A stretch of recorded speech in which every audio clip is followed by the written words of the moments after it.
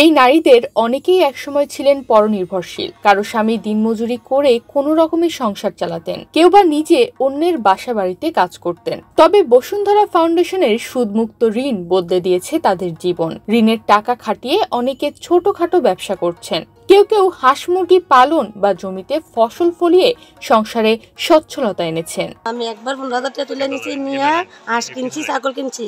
একটা ছাগল আমার গাভিন হইতেছে, তা আবারও কোনো এই বছর আসছে তো আমি হাঁস কিনবো, মুরগা কিনবো, আবার একটা সিলি মেশিন কিনবো। আমি প্রথমবার ঋণ পাইছি 15,000 টাকা। 14,500 টাকা দিয়ে আমি 2টা খাসি কিনেছিলাম। খাসি কিনে আমি 25,000 টাকা বেচছিলাম ঈদের সময়। এরপর থেকে মনে করেন আমি হাঁস মুরগি কিনে আস্তে আস্তে পালছি, বিক্রি করছি। ওইভাবে কিস্তি টাকাটা আমি দিয়ে গেছি, শোধ করে গেছি।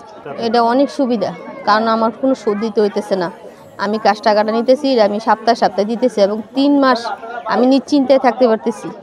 3 মাস আমার কোনো টাকার জন্য কোনো তাগদা নেই। 3 মাস পর আমার মনে করেন যে এরা 300 টাকা করে প্রতি সপ্তাহে নিতেছে, এটা আমারও দিতে গায়ে লাগতেছে। শুধু ডলি, খোরশেদা বা রুমা নন, বসুন্ধরার সুদমুক্ত ঋণে ভাগ্য ফিরেছে এমন হাজার হাজার নারীর। দেশের 3টি উপজেলায় অসচ্ছল লক্ষাধিক পরিবারের মধ্যে সুদ ও সার্ভিস চার্জ মুক্ত 25 কোটি টাকা ঋণ বিতরণ করেছে বসুন্ধরা গ্রুপ। দেশের সর্ববৃহৎ শিল্পগোষ্ঠী বসুন্ধরার চেয়ারম্যান আহমেদ আকবর সোবহান নিজ জন্মভূমি বাঞ্ছারামপুরে 2005 সালে প্রথম এই কর্মসূচি চালু করেন। এখন কুমিল্লার হোমনা এবং ব্রাহ্মণবাড়িয়ার নবীনগর ও বাঞ্ছারামপুর উপজেলায় এই বিতরণ কার্যক্রম চলছে।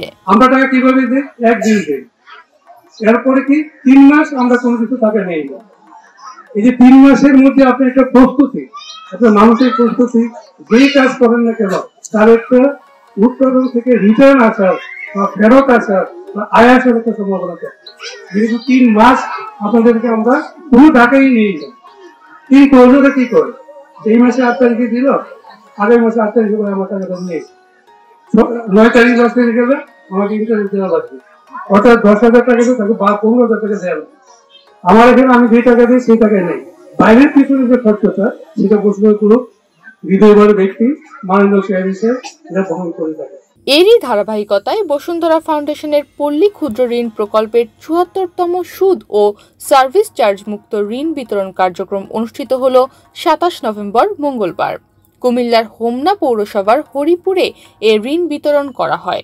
অনুষ্ঠানে বসুন্ধরা গ্রুপের উপদেষ্টা ময়নাল হোসেন চৌধুরী, এফসিএস এর প্রধান নির্বাহী কর্মকর্তা এম নাসিমুল হাই ও সোহরাওয়ার্দী মেডিকেল কলেজ শিশু রোগ বিভাগের প্রধান অধ্যাপক ডক্টর মোহাম্মদ দেলোয়ার হোসেন বক্তৃতা করেন। যারা দরিদ্র অসহায় মানুষজন যারা এই ঋণ পাবে তাদের জন্য একটা বিরাট একটা সুবিধা, বিরাট একটা সময় যে বসুন্ধরা গ্রুপ আমাদের গ্রামের মধ্যে বিস্তৃত করতেছেন তাদের সাহায্যের হাত, এবং সেটা শুধু একবার দুইবার নাই, বছরের বছর তারা এই কাজটা চালিয়ে যাচ্ছেন।